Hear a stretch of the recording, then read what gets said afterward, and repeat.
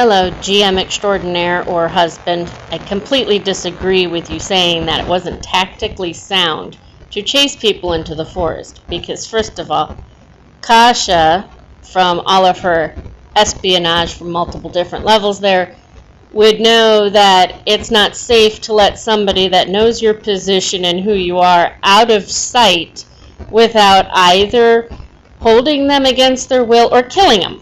And in this case, killing them seemed like a good option. Just keep one alive. Didn't need more than that. And secondly, how did we know at that point in time there weren't others just beyond the trees or marauders surrounding us? We didn't know. So I completely disagree with you. Hi. I found your podcast today by doing a search for RPG A Day 2021 and have been able to listen to Scenario about that classic Call of Cthulhu scenario, Paper Chase, and about maps and tactics. Hearing you talk about Twilight 2000 has certainly helped to ramp up my own enthusiasm for it. It was a game I saw and talked about a lot when it was new, but really didn't have a chance to explore it in play. So the excitement around the new edition has, kind of settled in with myself and with my friends, and it's nice to hear other people talk about it as well. So thanks for sharing and participating in RPG A Day 2021, and take care. The topic or word prompt for the day for RPGA 2021 is weapon. And there's always a debate as to which weapon is better, the sword or the spear. I'm not going to answer it directly, but I'm going to let and quote Eric Lowe, who is a historical European martial arts instructor and author. I will link the book in the show notes, of the use of medieval weaponry. So, the spear. I know that the popular answer to this question is it depends, and it does depend in the sense that you can always engineer a scenario in which weapon X is better than weapon Y. It can depend upon the skill of the opposing fencers. It can depend upon the physical, mental, and emotional states of the opposing fencers. It can depend upon terrain. It can even sometimes depend on which individual example of weapon X and weapon Y you're talking about. Yes, context matters. Yes, it depends, but spears are better than swords. What I mean by that is there are many more scenarios in which a spear is better than the sword than there are scenarios in which the sword is better than the spear. Spears hit harder, much harder than swords. They have significant reach advantages. They're incredibly fast. They can be used with greater facility at point-blank range. You don't have to hold the thing back, and a long staff is great for wrestling as a wrestling tool. They reward a given amount of skill with greater amount of effectiveness than do swords. Even in cramped quarters, the spear is an excellent weapon. For the most part, cramped quarters mean that the ceiling is low or that there isn't a lot of clearance from side to side.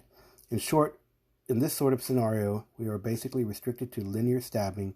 The spear is great. In fact, it's a sword that loses a bunch of its ability techniques because there isn't much room to do cuts. Only when things are so cramped that you literally can't carry a spear with you anymore do you start running into serious problems. The one thing that swords unequivocally do better than spears, though, is be worn. You can carry two swords, or a sword and a spear, much more easily than you can carry two spears. You can carry one sword much more easily than you can carry one spear. This is undoubtedly part of why swords have been more popular than spears as a backup weapon and as a civilian carry weapon. But don't forget that concern by the authorities over street violence is not a modern phenomenon.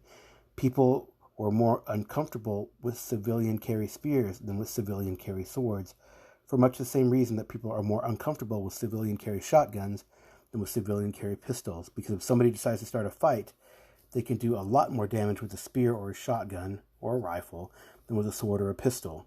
In a very real sense, swords were acceptable civilian carry because they are essentially bad weapons. Swords are good sidearms, absolutely, but they are not in the same class as spears. There are some footnotes to this. So the first footnote is that the whole idea of civilian, let alone civilian carry, of course, is very modern, and he's using this anachronistically to get across the idea of a weapon worn about town on a daily business. And actually, you would see this right in a fantasy game because it is like the Wild West and people carry weapons all over the place. It's not like a strict medieval setting where peasants can't carry weapons, where weapons are only allowed by military folks, or certain weapons are only allowed by the noble classes, right? So the other footnote is another way to look at this, in fact, is to ask whether handguns or long guns are better weapons. Most people would intuitively understand that handguns are convenient to carry and don't arouse as much alarm as long guns when carried in public. But if you think a handgun is a better weapon than a rifle, then clearly you're wrong. Except for greatswords, that's the other point, is that greatswords are absolutely in the same class as spears, and historically were spoken of in the same breath as polearms quite often. But again, you have that inability to swing, although you could stab pretty effectively with some of the later greatswords. So how does this translate to the games that we play? Well, it seems really that D&D, for whatever reason, favors the sword so much. But then if you have a game that tries to mimic fighting styles effectively, like Riddle of Steel, or to a lesser degree, Harnmaster, you see the spear can do much more damage, and a polearm even more. So what's the debate? It's going to go on. And is a spear better than a sword? I would like to say that a spear is better historically, but in our fantasy games, unfortunately, the weight is on the sword.